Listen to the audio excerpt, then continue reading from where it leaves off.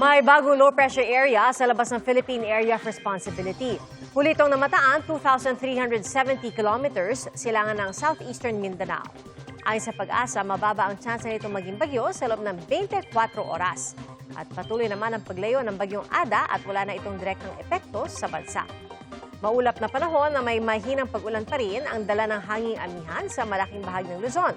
Kabilang na ang Metro Manila.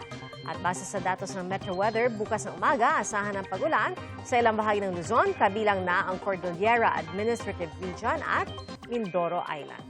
Posibleng magpatuloy yan sa hapon, kaya mga kapuso maging alerto sa banta ng baha at landslide. May tsansa rin po ng kalat-kalat at mahinang ulan sa Visayas at Mindanao. Mababa naman ang tsansa ng ulan sa Metro Manila, pero hindi po inaalis ang tsansa ng mga localized thunderstorms.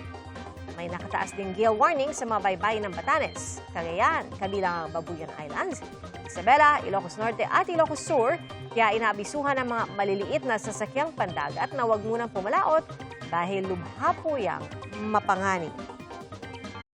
Mga kapuso, maging una sa saksi.